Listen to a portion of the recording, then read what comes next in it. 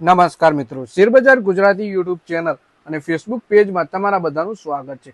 મિત્રો, આજે આપણે આઈપીઓ વિશે વાત કરવાના છે. એમાં પણ બહુ ચર્ચિત એનએસસી ના આઈપીઓ વિશે. એટલે કે જો તમે આઈપીઓમાં રોકાણ કરીને સારી એવી કમાણી કરવા માંગતા હો તો આ વિડીયોને તમે પૂરેપૂરો જોજો. કેમ કે એનએસસી ના આઈપીઓમાં રૂપિયો લગાવવા માંગતા રોકાણકારો માટે મોટા અપડેટ આવ્યા છે. તો આના વિશે આપણે સંપૂર્ણ માહિતી ડિટેલમાં જોઈશું.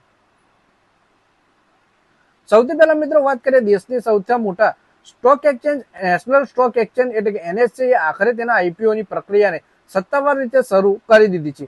કંપનીએ તેના શેરધારકો માટે ઓફર ફોર સેલ નોટિસ જારી કરી દીધી છે, જેનાથી બજાર હવે લિસ્ટિંગનો રસ્તો સ્પષ્ટ થઈ ગયો છે. આ પગલાની સાથે જ રોકાણકારો અને વર્તમાન શેરધારકો માટે આ મોટો માર્ગ ખુલી ગયો છે. અને હવે સરળ ભાષામાં આપણે સમજીએ આ મામલો અને તેના નિયમ વિશે. એટલે કે એનએસસીએ આઈપીઓની પ્રક્રિયાની સત્તાવાર રીતે શરૂઆત કરી દીધી છે. જે કંપનીના પહેલેથી રોકાણકારો છે એમના માટે ઓફર ફોર સેલની નોટિસ જારી કરી દીધી છે અને હવે આનાથી બજારમાં લિસ્ટિંગનો રસ્તો સ્પષ્ટ થઈ ગયો છે. તો આઈપીઓ વિશેની વધારે માહિતી આપણે ડિટેલમાં જોઈએ. એનએસસીએ તેના શેરધારકોને ઓફર ફોર સેલની નોટિસ જારી કરીને જણાવ્યું કે જેનો સીધો અર્થ એ છે કે આઈપીઓની પ્રક્રિયા ઔપચારિક રીતે શરૂ થઈ ગઈ છે. લાંબા સમયથી જે આઈપીઓની રાહ જોવાઈ રહી હતી તે હવે જમીન પર ઉતરતો જોવા મળી રહ્યો છે. ઓફર ફોર સેલ એટલે કે દ્વારા વર્તમાન શેરધારકો પોતાના શેર વેચી શકશે. આ જ શેર બાદમાં આઈપીઓ દ્વારા નવા રોકાણકારોને ઉપલબ્ધ થશે. એટલે કે આ એક પ્રક્રિયાથી આઈપીઓ નો પહેલો અને બહુ જ મહત્વનો તબક્કો છે. એટલે કે જે પહેલેથી રોકાણ કરેલું છે એ ઓફર ફોર સેલ દ્વારા આઈપીઓમાં પોતાના શેર વેચી શકશે. પછી વાત કરીએ કે આ ઓએફએસ માં ભાગ કોણ લઈ શકશે. આ ઓફર ફોર સેલમાં ભાગ લેવા માટે કેટલાક સ્પષ્ટ નિયમ નક્કી કરવામાં આવે છે. માત્ર તે જ રોકાણકાર આ શેર ઓફર પર માત્ર તે જ શેરધારક પાત્ર બનશે જેમની પાસે જૂન 2025 પહેલા એનએસસી ના શેર હોય અને ખરીદ્યા હોય. તો તમે આ પ્રક્રિયામાં સામેલ થઈ નહીં. એટલે કે જો તમે આના પહેલા 25 શેર ખરીદ્યા હશે તો તમે આ પ્રક્રિયામાં સામેલ નહીં થઈ શકો. પછી વાત કરીએ કે ઓફર ફોર સેલમાં ભાગ લેવા માટે અરજી ક્યાં સુધી કરવી પડશે. તો તમને 27 એપ્રિલ 2026 સુધીનું પોતાનો એક્સપ્રેશન ઓફ ઇન્ટરેસ્ટ જમા કરાવવું પડશે. આ એક પ્રકારનો ઇન્ટરેસ્ટ બતાવવાની રીત છે જેનાથી કંપનીને ખબર પડે છે કે કેટલા લોકો શેર વેચવા માટે ઈચ્છુક છે. પછી વાત કરીએ કે કિંમત કેવી રીતે નક્કી થશે.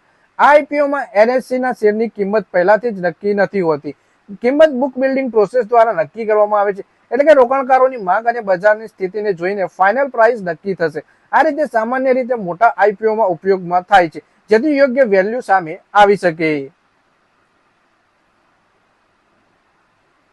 પછી વાત કરીએ કે જો તમારા જોડે શેર હોય ને ના વેચાયા તો શું થશે. તો બીજો મહત્વપૂર્ણ નિયમ એ છે કે જો ઓફર ફોર સેલમાં કેટલાક શેર વેચાયા વગર રહે છે તો તે લિસ્ટિંગ પછી 6 મહિના માટે લોક ઇન પીરિયડમાં રહે છે. આનો અર્થ એ છે કે શેરધારકો માટે તે શેર તાત્કાલિક વેચી શકાતા નથી. આનાથી બજારની સપ્લાયમાં અચાનક ઉછાળો આવવાનું જોખમ ઓછું થાય છે. એટલે કે તમે વિચારો કે આઈપીઓમાં તમારે ઓફર ફોર સેલમાં શેર નથી વેચવા, પણ જ્યારે લિસ્ટિંગ થાય અને બહુ જોરદાર ભાવ મળે ત્યારે તમે આ શેર વેચો તો એ તમે કરી શકતા નથી. કેમ કે આઈપીઓમાં ઓફર ફોર સેલમાં તમે શેર અપ્લાય ના કરો તો પછી એ શેર લિસ્ટિંગ વખતે તમારા 6 મહિના માટે લોક ઇન પીરિયડમાં જતા રહેતા હોય છે. એટલે કે પછી સપ્લાય આવવાથી અચાનક ઉછાળો ના આવે શેરમાં અને જોખમ પણ ઓછું થઈ જાય.